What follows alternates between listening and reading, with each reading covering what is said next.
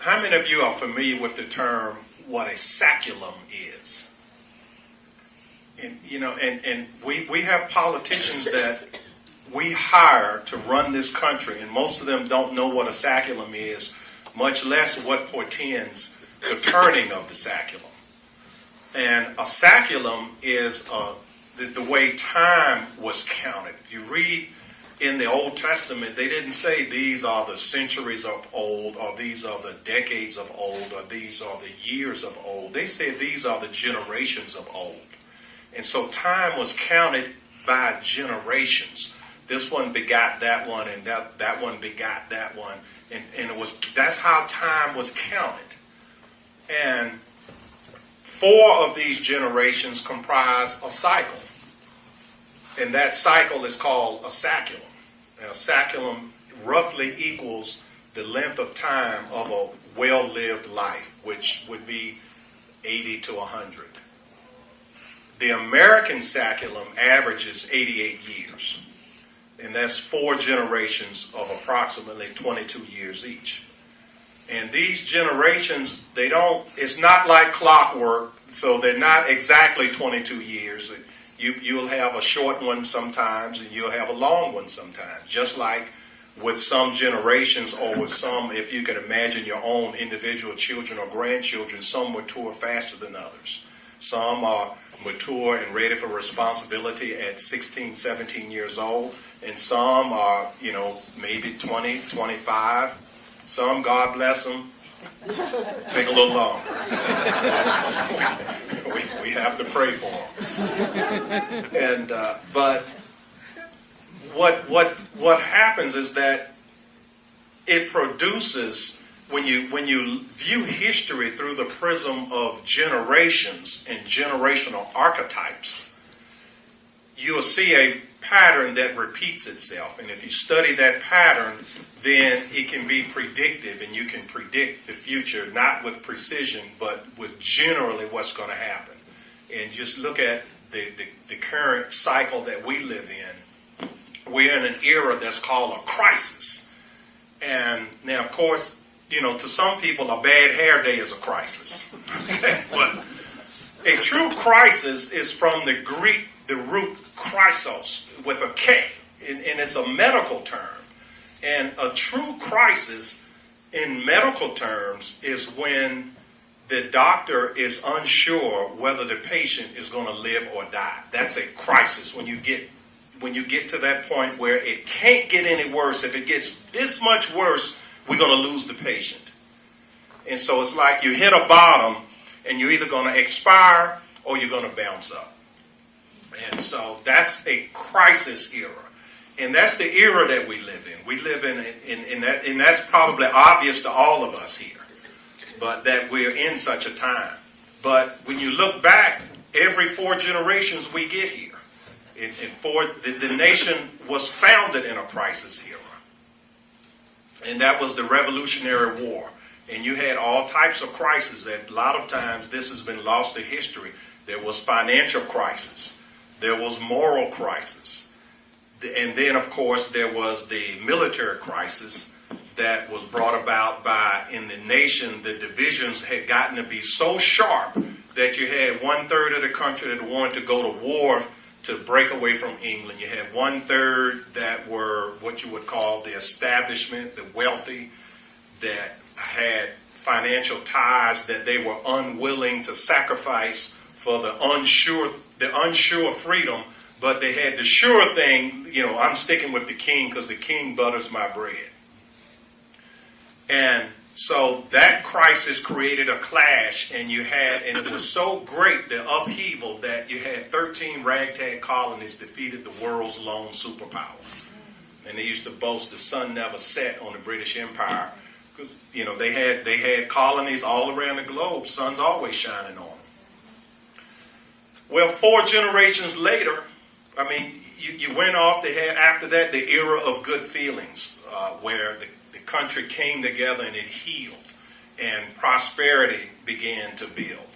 And you go through this cycle, and many of us are probably familiar with some of these cycles. As a matter of fact, I think a lot of churches teach this, maybe not in a historical pattern, but in a pattern of when you come out of depravity, and they show this in a lot of pictures where you stand up like a man, and then that produces constancy, that produces prosperity, that produces apathy, that produces corruption, and then that brings you back down into servitude again, and the cycle just repeats. And I'm sure many of us have seen that many writers write about this cycle, but they describe it differently. All of them are accurate, because when you go through this crisis period, you have all these components of it: moral, financial, military, social, cultural. You have all these clashes. And once you get through that, like during the Revolutionary period, the cycle went on around till the Civil War. 4 generations later, rather than fighting England, we're fighting each other. 650,000 people died in the Civil War. And again, you had financial crisis. Many people don't realize Lincoln was out of money. They were printing a thing called a greenback. And when I was a boy growing up, I thought a greenback was just slang for money. No, it wasn't. A greenback was an IOU. It's like, hey, we're out of money, will you take this IOU? And they called them greenbacks. And of course you had the moral crisis. And, are we truly going to live up to our creed that all men are created equal, or are we going to have special rights? And of course, we went through that cycle again. We won the victory in the moral arena of saying everyone is equal. We're not going to have special rights for this group, special rights for that group. And then the finances of the nation took off to the point where it was called the Gilded Age, right after the Civil War. And many of the really, really beautiful buildings that Virginia is a place full of history. And so there's a lot of, even as my wife and I, we were driving through before it got dark, I was pointing out, wow, look at the architecture on some of these buildings. I forget what little town we were driving through. But that's the Gilded Age. When things were built, they built them so, wow, this must going to last 500 years. They were beautiful, beautiful architecture. And so that cycle goes on and on and on. And again, World War II, the Depression. And it's always 4 generations. It's always 4 generations. A generation builds up, a generation maintains, a generation attacks, a generation destroys. And we're in the destructive. As a matter of fact, our current president's middle name, Hussein, it literally means the destroyer. That's literally what it means. What kind of parent names their child something that means the destroyer? Little Barry, are you destroying my living room again?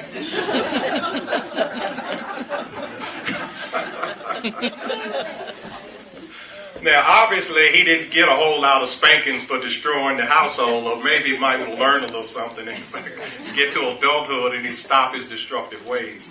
But, so, 4 generations later, here we are again, and we went through that cycle after the Depression. People survived the Depression. People went off and won World War II. And we went in American high, the 40s and 50s. America ruled the world, not with brute force and doing things the way the Soviets or the Chinese do it, but by showing people how they could pick themselves up. I mean, even our vanquished enemies. We didn't go to Japan and say, we want to take over half your country. No, we showed them, look, if you guys want to be the big dog in the world, learn how to make things. And they started out, it used to be a joke, something that said made in Japan. I can remember when I was a little boy, something made in Japan, that meant cheap. Hey, not anymore. My mother just bought her 3rd Honda in a row. She loves them. Okay? Doesn't mean that anymore. Ditto for Germany. Rebuilt them. When in human history has a nation ever displayed the creed of their faith? Our Christian faith tells us to turn the other cheek. Now, what nation actually put that into effect and said, okay, you guys attacked us. You guys tried to conquer the world. You guys killed 6 million Jews. And don't forget now, 5 million Christians. But we're not going to seek vengeance. We're going to show you how to rebuild and become better. It's never happened. It's never happened. But that's the country that the people that went and fought, that is the ethic that was taught. And so you went on through that era where the nation was being built up, where a man could even, not saying it was a good thing, but even if he wanted to just drop out of high school, he could go down and get a job, support his family. His wife could be home with the children. They could have a house with a picket fence, a car, and take a vacation every year. And then the 60s happened. That's when I was born. Okay? Came of age in the 70s.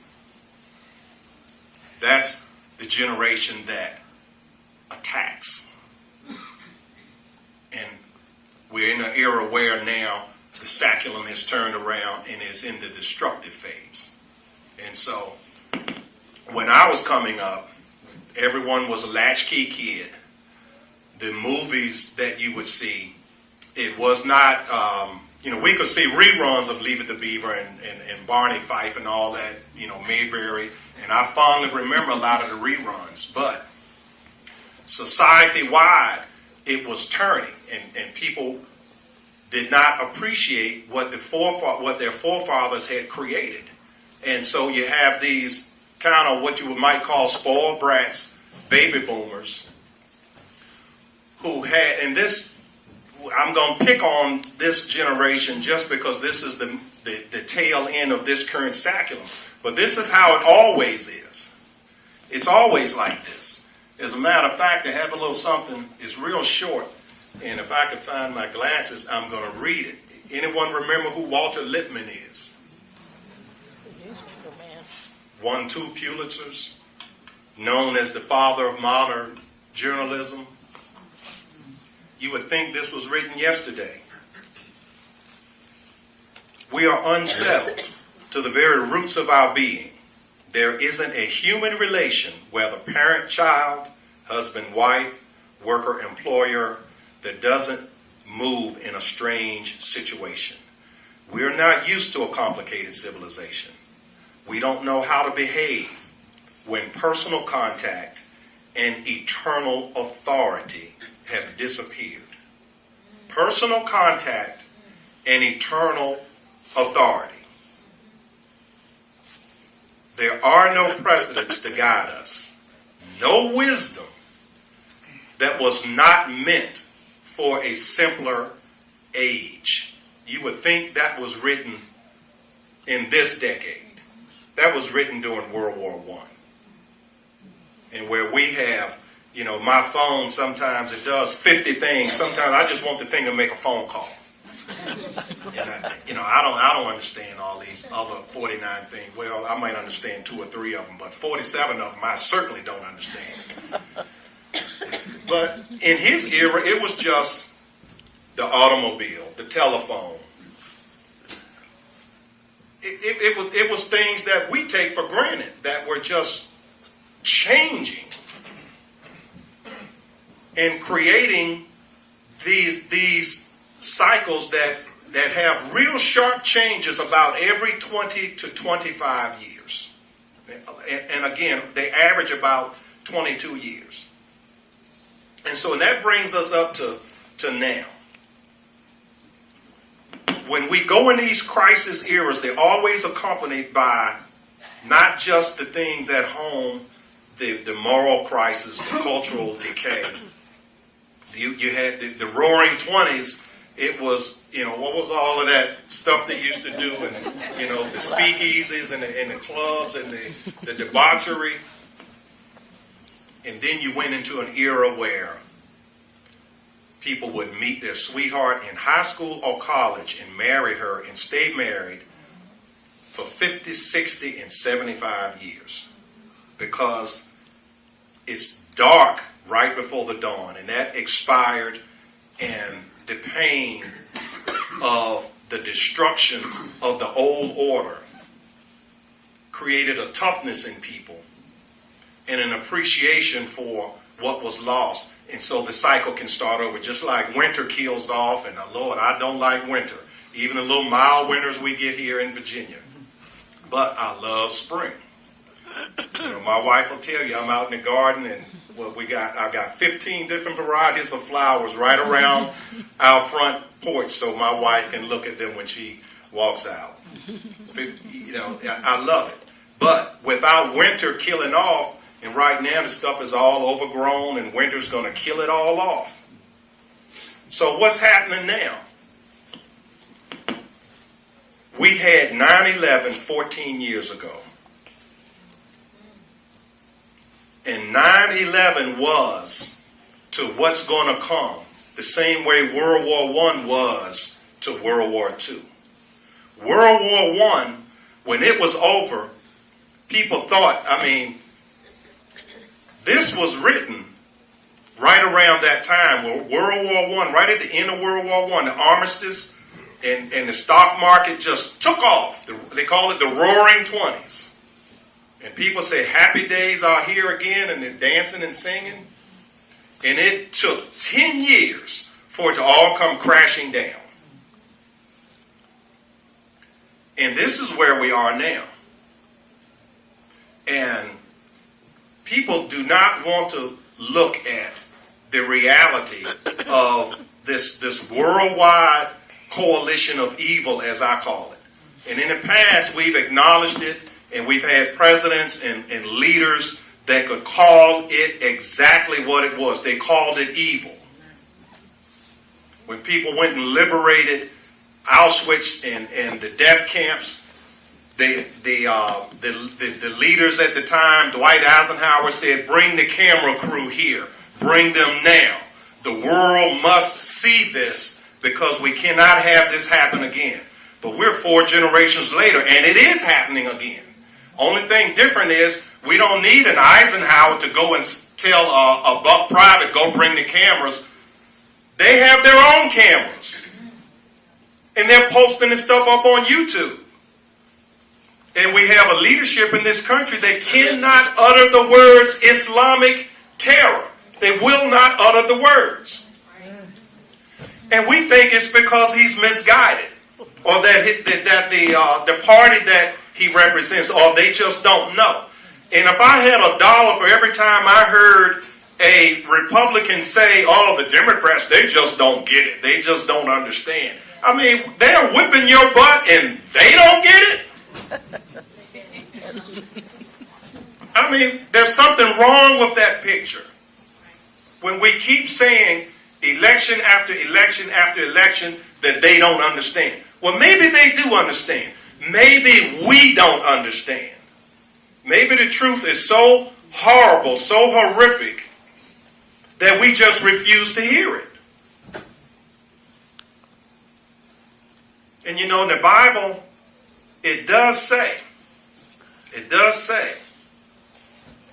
if the trumpet makes an uncertain sound, who will prepare himself for battle?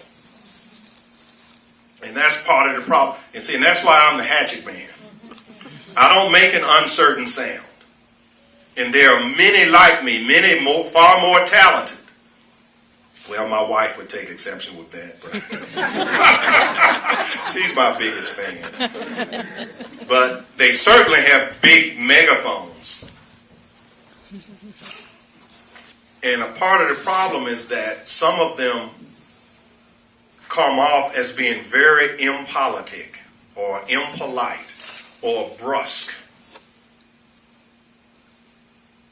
But what do we want? Do we want a Boy Scout to go and do a man's job? When in human history has that happened? That very rarely happens. It happens, but that's not something you can count on. And so I coined a phrase, and that is morphing into an organization. The phrase is called the Christian Conservative Constitutional Coalition. I talk about it all the time on the radio. And how, and Christian is first in that coalition, because Christians, we are the ones that have to hold the coalition together in order to fight this evil. Because we're fighting against another coalition, and they, believe me, they stick together. They stick together. Now, we like to be in a circular firing squad. This congregation's doesn't like what that congregation does, and it's something that's hundreds of years old. The economic conservatives don't like the social conservatives. Right? The national security conservatives, the only thing that matters is keeping us safe. Okay? And he has a son or a daughter that needs him at home. And he doesn't know how to divide his time up. Save the republic, but save your family. All members of the coalition, we all have to pull together. Because now let's analyze the coalition that we have to fight. Muslims, communists, fascists, socialists, what do they all have in common? They believe in a few at the top telling everyone else what to do. And if you put it on steroids, the number one is Islam. The word itself means submission. That's what it means. It means submission. The God of Islam is not courting you in a fashion that our God courts us. Our God wants us to render our hearts.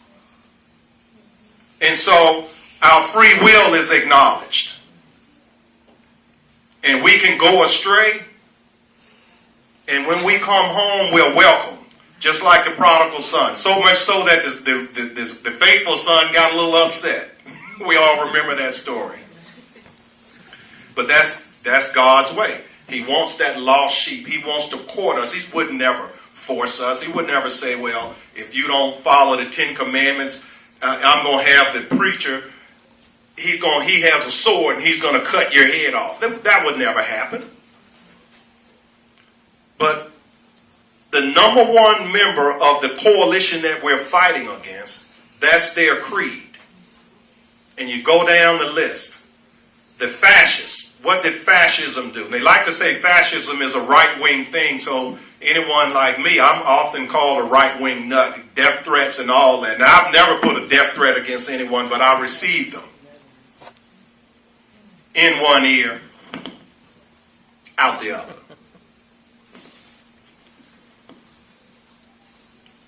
But what you have with this coalition is you have the members that some of them would even kill each other. But their coalition holds. The Muslims are taking homosexuals up on buildings. How many of you have seen the YouTube videos or heard about it? They strap them to a chair with wheels on it and roll them over the building. And then when they hit the ground, if they don't die, they go down and they kill him. They hang homosexuals. Now, how do we treat homosexuals? Me personally, I'm like, hey, leave me alone, buddy. I'll certainly leave you alone. You want to do your thing? Just shut up about it and go do it. I'll pray for you. And for that, I'm called a hater.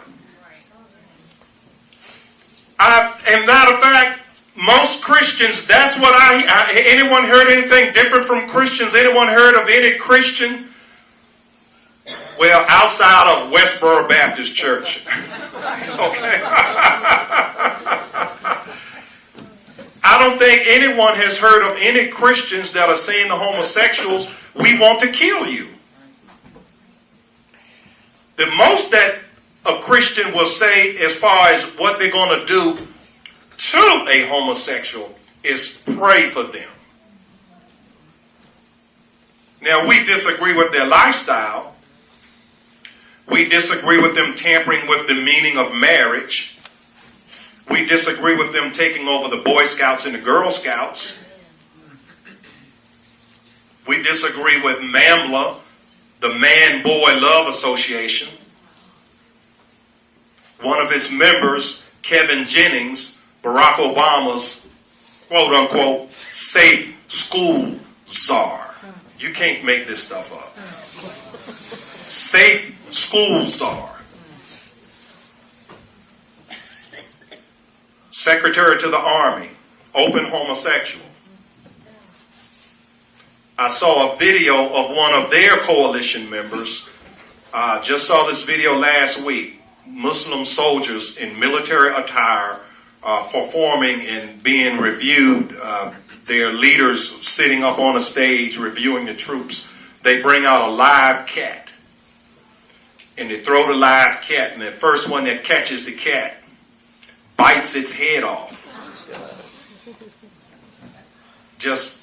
And within 2 seconds, he's wringing it, throws the head down, and then he skins the cat with his teeth.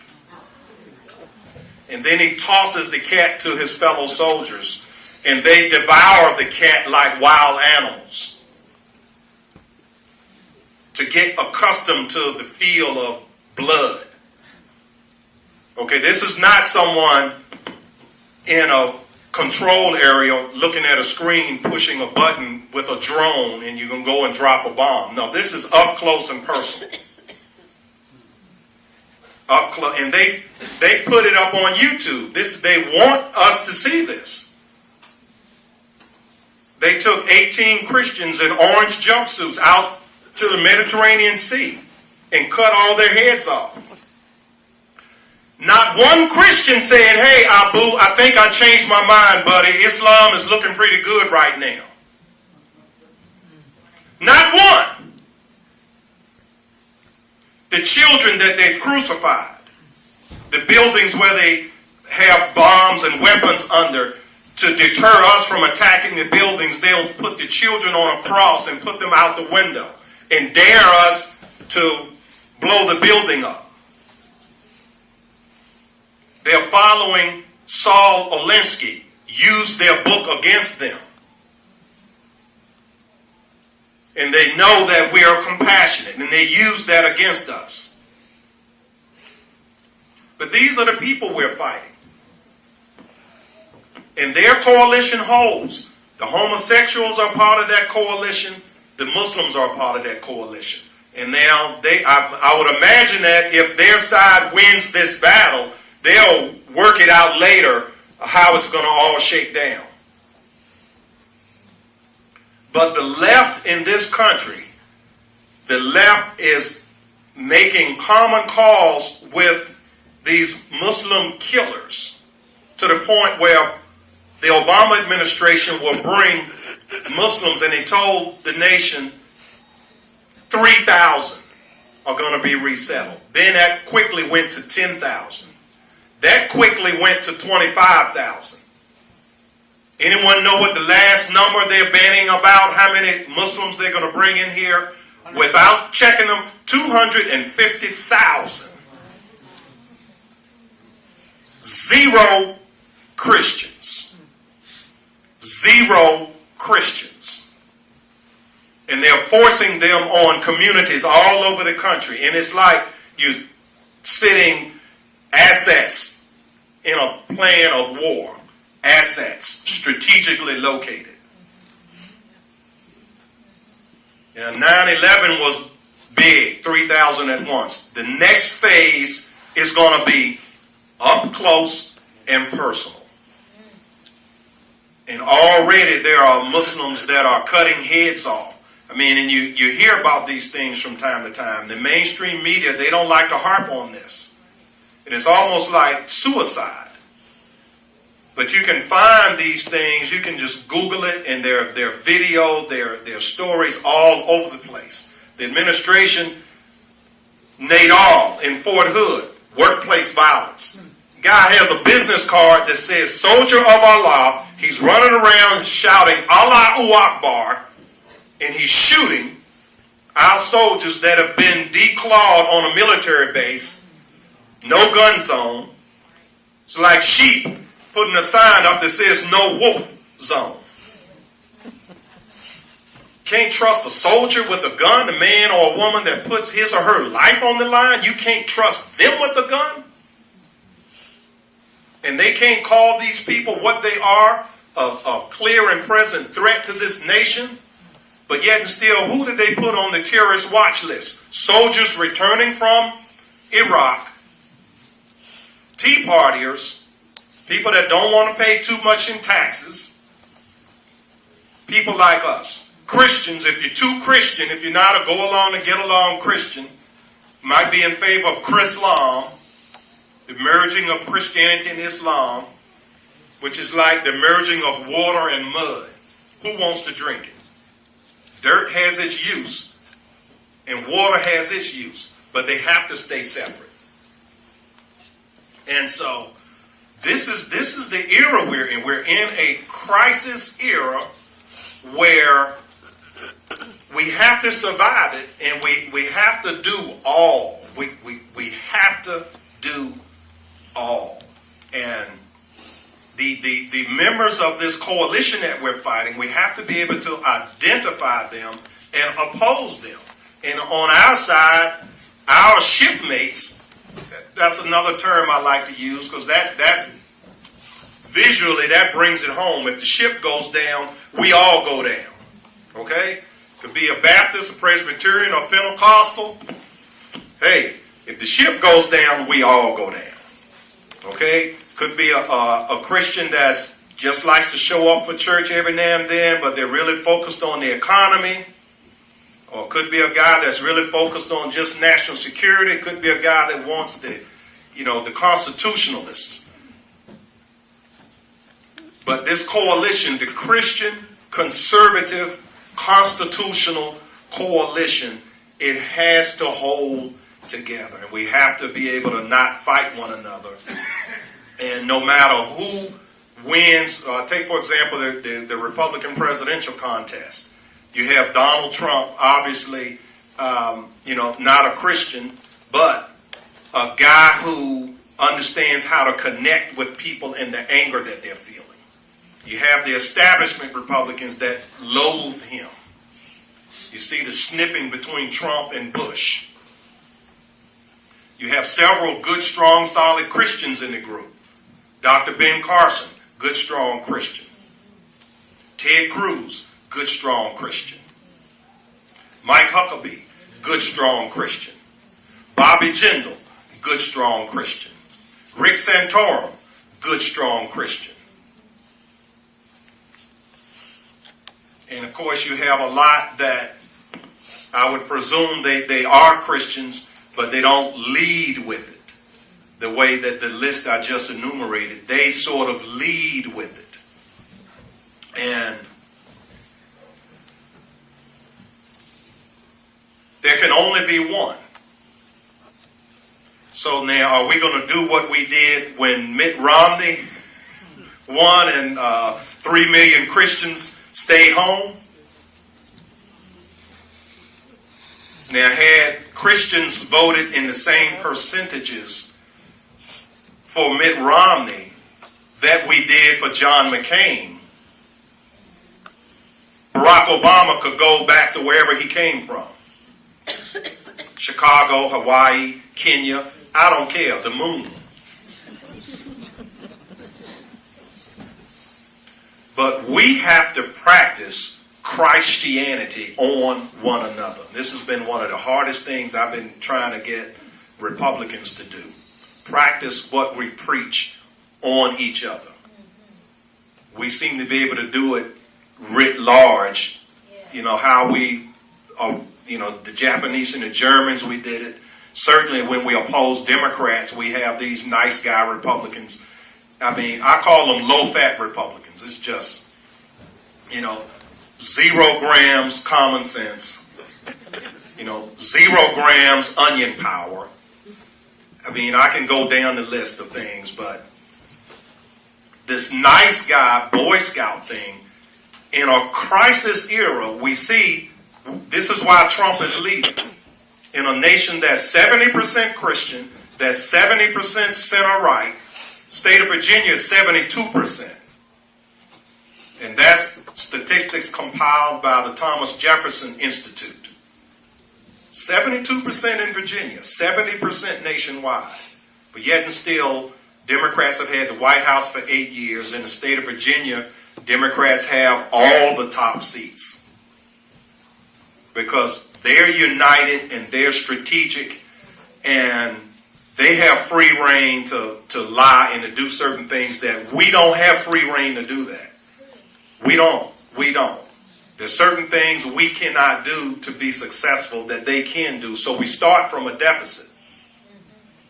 But even with that deficit, if we're intelligent and if we'll practice Christianity on one another and stop fighting one another, you know, the grand old Republicans of the establishment did not want Ken Cuccinelli to win. They would rather have Terry McAuliffe than Ken. Ken is one of my generational cohorts. I'm a Gen Xer. And the old guard was like, you know, you young guy, you know, wait your turn. In a crisis era, it doesn't work that way. In a crisis era, when the patient could die or live and you don't know which one, then the person that has the gumption and the answers, that person steps forward. And this is why Trump is a gaffe machine. He put his foot in his mouth again just a couple of days ago, and he's still at 25%. People are willing to overlook it. They're willing to overlook it. And they don't want another nice, polite, we keep nominating, I mean, let's go down the list. Bob Dole, war hero. High integrity, polite, gentlemanly. Lost to a draft dodger, a philanderer, a thief, Bill Clinton. Or H.W. Bush, same thing. Both of them jumped out of airplanes. H.W. jumped out of airplanes. Bob Dole jumped out of airplanes. Barack Obama, John McCain. 6 years in the Hanoi Hilton. Dignified. Intelligent. Kind of, sort of.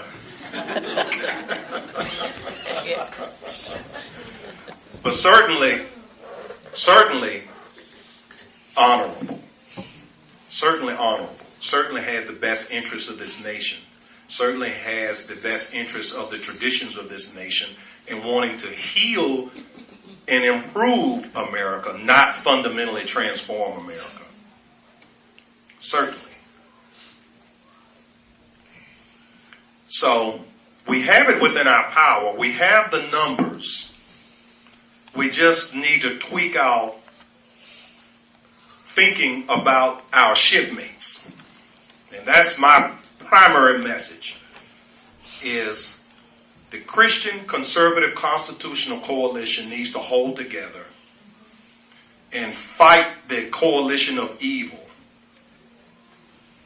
Communists, socialists, all their heroes, Mao Zedong, Stalin, they used to call him Uncle Joe. Hitler was their boy before the world knew about the Holocaust.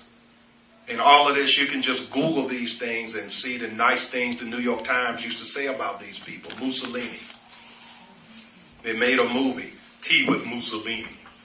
It's a big thing. And of course, we, the Christians, under attack, military being purged.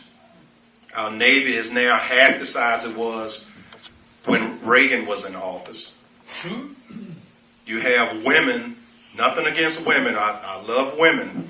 Wife, mother, grandmother still alive, daughter, granddaughters. And I think it would be fine even if a woman were to run the Navy and the Air Force. But a woman that's never commandeered a battleship, a woman that's never flown a fighter jet, could a man be head of the Navy that had never flown a battleship? No. Could a man run the Air Force that had never flown a fighter jet? No. Planned deconstruction. And last point, and then I'll open it up for for questions. The playbook. They make this plain for anyone that wants to do a little investigation. You can just find this out. How many of you have read Rules for Radicals? 1, 2, 3. Okay. Rules for Radicals was written by Saul Alinsky. It's not a thick book. You can read it in a day. It's the playbook by which Saul Alinsky took these baby boomers that were in the streets flipping cars over, commandeering college campuses, and making all sorts of demands back in the 60s. And he told them, time is on your side. Get a haircut, scrub the tattoos, go buy a suit. You ladies, go buy a dress. And go get you a government job. And just wait. Just wait. Infiltrate places rather than complain about them. And you look 40 years later, they run the government. They run the universities. They run Hollywood. Many of us can remember in the World War II era, the Hollywood stars made patriotic movies where they poked fun at our opposition. They called the Japanese Japs. They called the Germans Krauts. They were the bad guys, and we were the good guys. Simple. 1 + 1 = 2. Saul Alinsky taught them to infiltrate everything. They have even infiltrated many churches. This pope is not like the pope that accompanied Reagan and Thatcher. Pope John Paul helped bring down communism. It wasn't just Reagan. Reagan was the key man. But you had Reagan, you had Thatcher, you had Pope John Paul, you had Lech Walesa in Poland. You had those four. And others, but they were prime. Fighting communism. The opposite of what God gives us, individual freedom. And our Constitution says our rights come from who? Not George Washington, not Thomas Jefferson, not James Madison, not Ronald Reagan, not George Bush, not Brother Craig the Hatchet Man. Come from God Almighty. And the communists, the socialists, the fascists, the Muslims, the neoliberals in this country, they say your rights are whatever they say they are. And so this is the battle. This is the battle. That their playbook is open and plain. Rules for Radicals. One other, Francis Fox Piven. And who's ever heard of the Cloward-Piven strategy? 1, 2, 3. 3 again. Francis Fox Piven and Richard Cloward were sociologists. They were husband and wife, a team. They taught at Columbia University. And what they taught was that they were going to overload the federal government with demands. Take, for example, welfare. There are now billboards. There's one on Chippenham Parkway in Richmond in Spanish, advertising how to go get welfare benefits. This is how they bankrupted New York City in the 70s. They wrote this paper in 1966. They've been at this a long time. They've been at this for my entire lifetime. Their playbook is open and easy to inspect. Very, very easy to inspect. And the Cloward-Piven strategy was teach people to ask for more and more and more and more from the government. At some point, economically, it cannot be sustained and it will collapse. And then on the ruins of the collapse, we can rush in and take over. You got to read these things. the cloud pivot strategy. Can't remember how many pages it is, but it's a white paper. It's not a book. And Rules for Radicals by Saul Alinsky. There are 13 main rules. One of them is use their book against them. They know that as Christians, we know this, but we see it as a strength, that we're all imperfect and we all make it by the grace of God. We don't make it on our own. They see that as an opportunity. Oh, your God might forgive you, but when you mess up, buddy, I'm going to make sure it makes headline news. I'm going to use your book against you. This is the evil that we face. Has anyone in here Googled any of the following phrases from the Quran? That which thy right hands possess, that legitimizes rape. The best deceiver, that legitimizes lying. Allah is called the best deceiver in the Quran. I think it's somewhere in Surah 5. Surah is a chapter.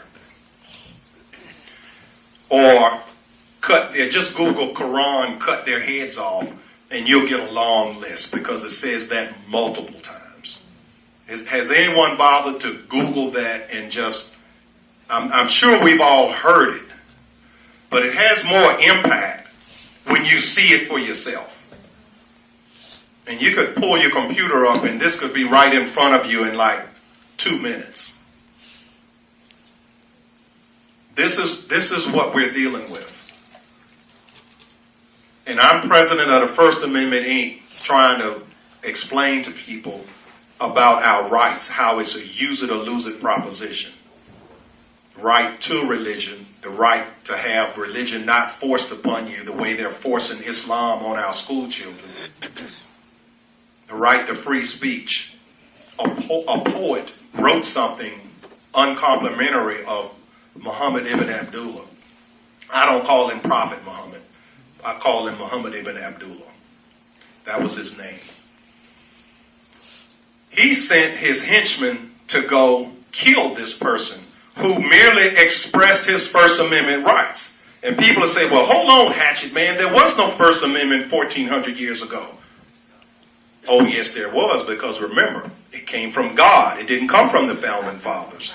The Founding Fathers merely expressed it in writing and emphatically stated that the purpose of government is not to grant rights, to abridge rights, or to deny rights, but to guarantee rights. So we're born with that right. And this poet was born with that right. But Muhammad took exception to that. And his henchmen said, well, but we can't get to him. There's too many people around him.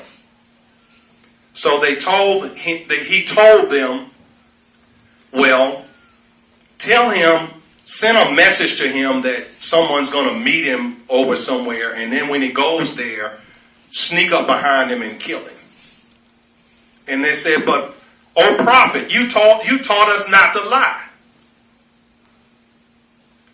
And then they said, well, he's an unbeliever.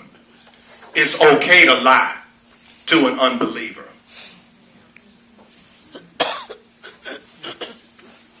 The Obama scam health law. Remember, you can keep your doctor. Remember, premiums are going to go down by $2,500. And we could just go on and on and on with the lies that we're told.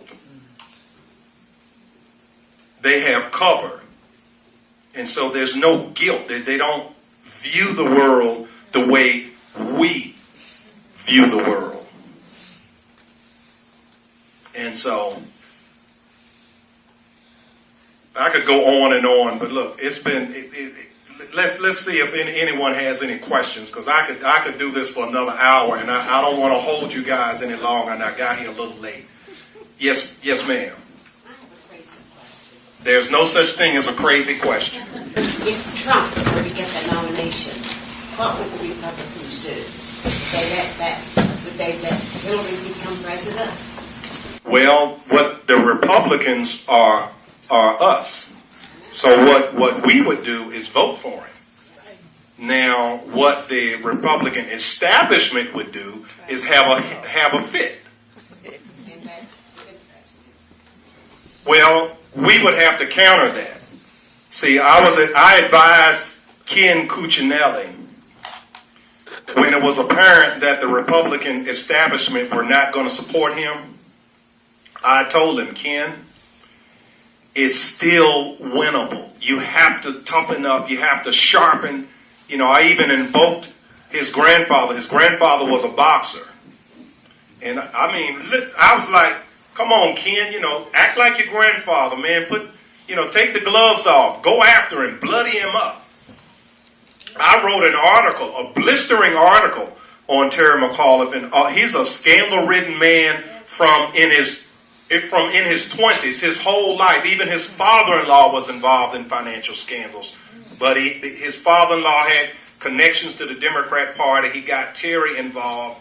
And it's just on and on. The money that was stolen from the Teamsters Union. I mean, you could just go, even he's under current federal indictment right now for a scam with a phony car company that they built, and they were bringing Chinese nationals over on EB-5 visas, which that's for anyone that doesn't know what that is. If you invest in an American company at least $500,000, you can get a visa to enter the country.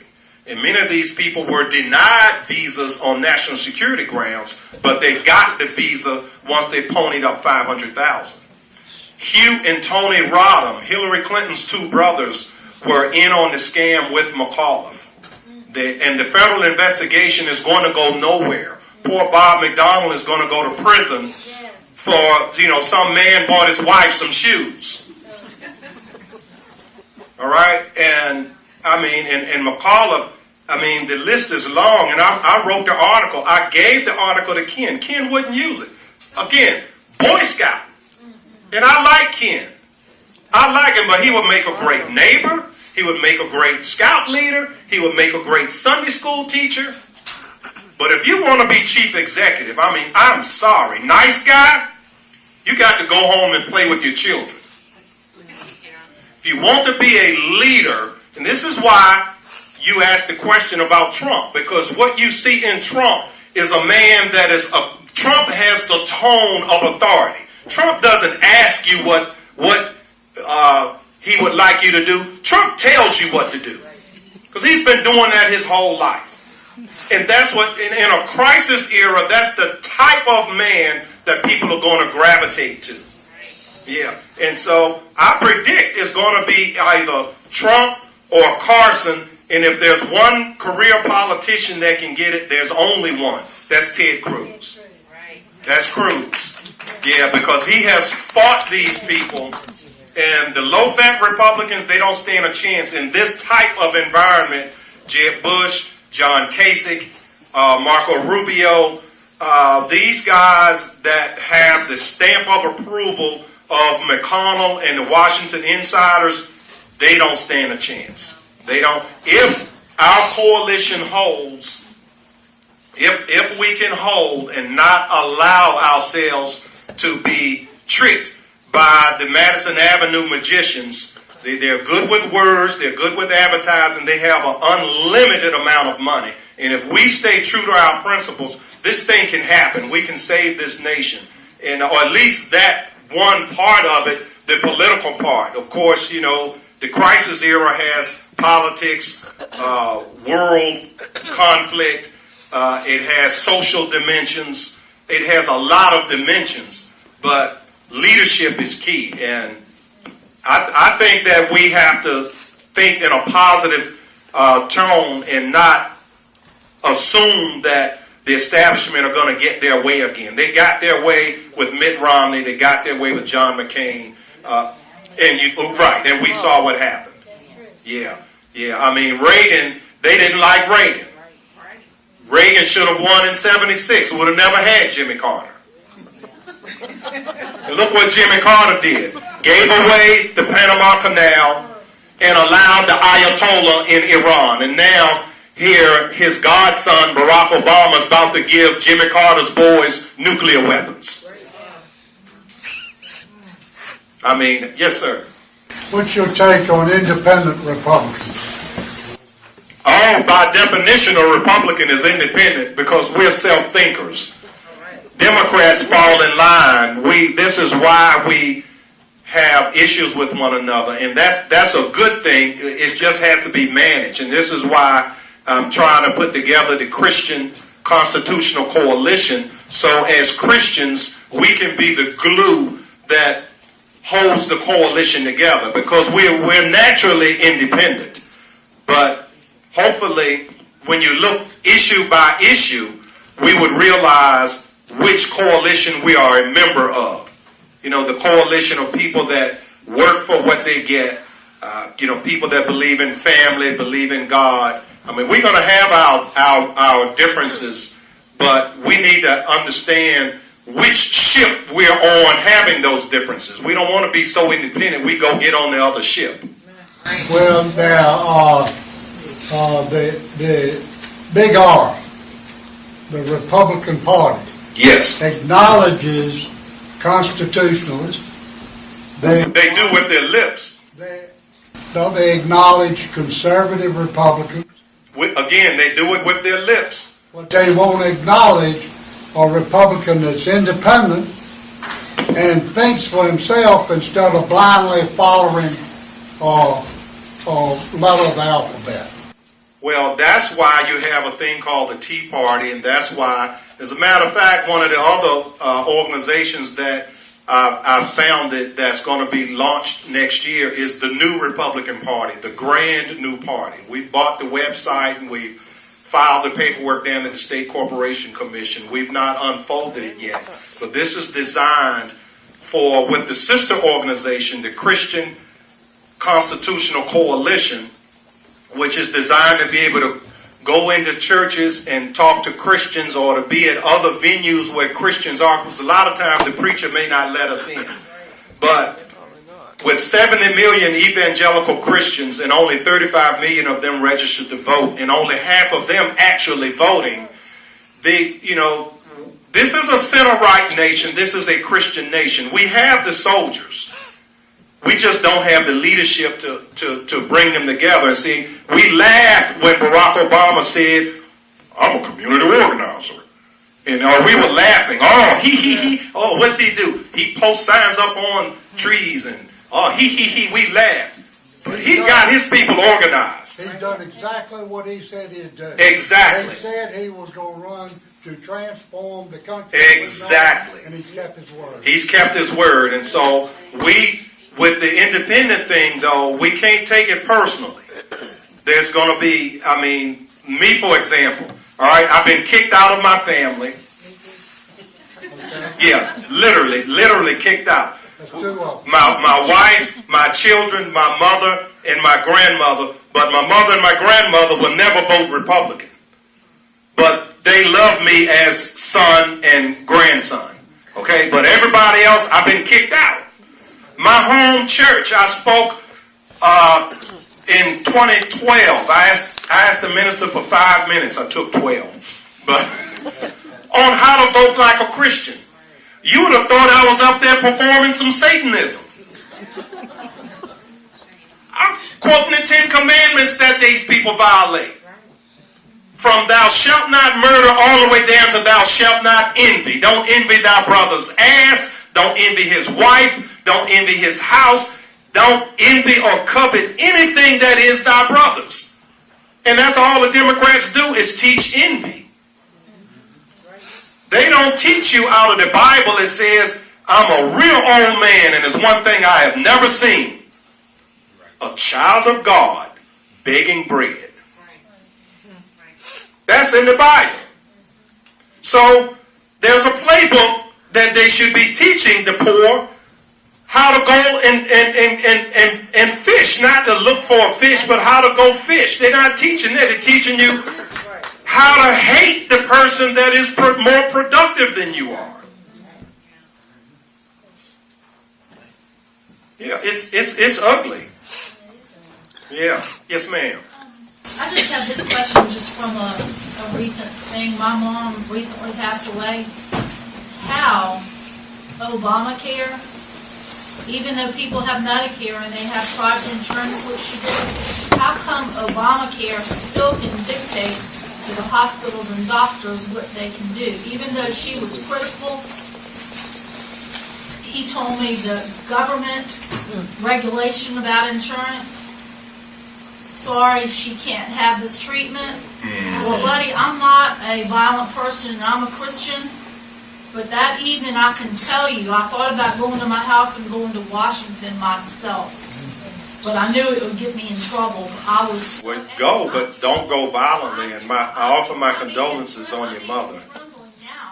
Yeah. They were saying, even though she was critical, she, according to our Obamacare, That's the death panel. wasn't considered chronic. That's the death panel. My grandmother, The doctor said, well, don't worry because she'll have what she needs, which she got. But that's, you don't know how angry. I understand. All that's Obamacare. How can they say what? well, because they're evil. United Healthcare, whatever healthcare you have. Well, you have to understand Still the say. you have to understand the history of universal health care. It's not, the purpose of it is not to improve the quality of your care. The purpose of it is to control you. Yep. And Vladimir Ilyich Lenin said universal health care is the keystone to the archway of socialism. And the purpose of socialism is communism. And I've been trying to get politicians to call Obamacare what it really is. And I've interviewed hundreds of these people over the years. I call it Obama scam. But because his skin is brown like mine, they're so afraid to say anything for fear that someone's going to call them a racist. Well, he can't call me a racist. I'm blacker than he is. And I call it like I see it. And so it's Obama scam. It's not Obamacare. But how did it come to the, our government is saying For control. what can do and what care they You're no longer free. We have to take our freedom back. And so basically, your mother, God bless her, was a casualty of war. This is a war. They are waging war against us. And there are many casualties in this war. And it's a war on the medical front. The architect of Obamacare, Zeke Emanuel, wrote an article saying 75 is old enough. Now here he is, 57 years old, saying that when he becomes 75, he's going to refuse all life-extending medications, even an antibiotic. He says because if you get an infection, that's a quick and easy way to die. And he's using himself as an example. But what he's really doing is the playbook. Again, you can know what they're going to do because they're so arrogant, they'll tell you ahead of time. So they're going to get to a point where they're going to say anyone 75 years or older will not receive life-extending treatment.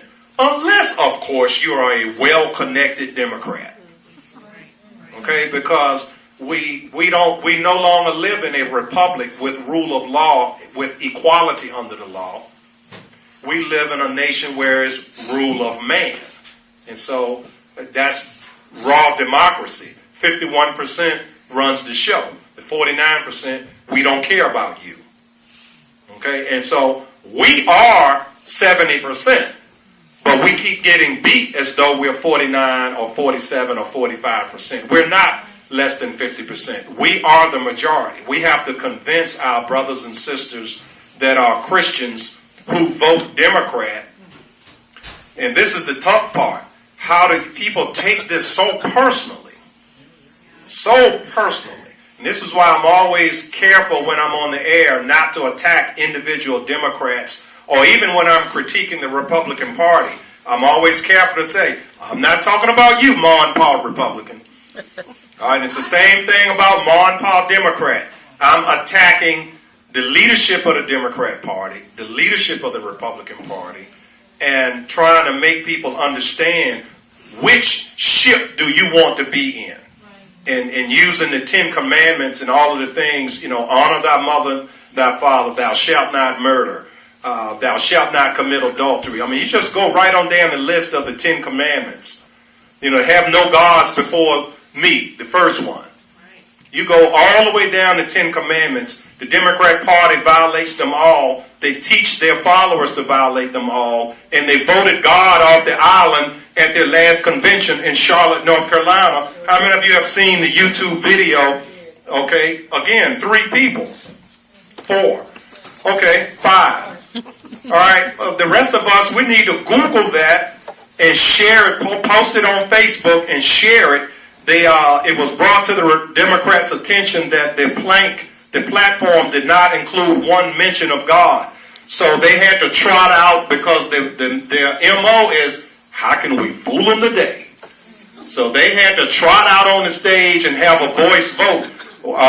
It's been brought to our attention that we inadvertently left God out of the platform, and we want to insert a reference to God in the platform. All in favor of the change, say aye. It was loud and it was clear. They voted no. 3 times. Exactly, 3 times. They kept redoing it. And each of the 3 times, they voted no. And then they quickly, boom, boom, boom, the amendment passes.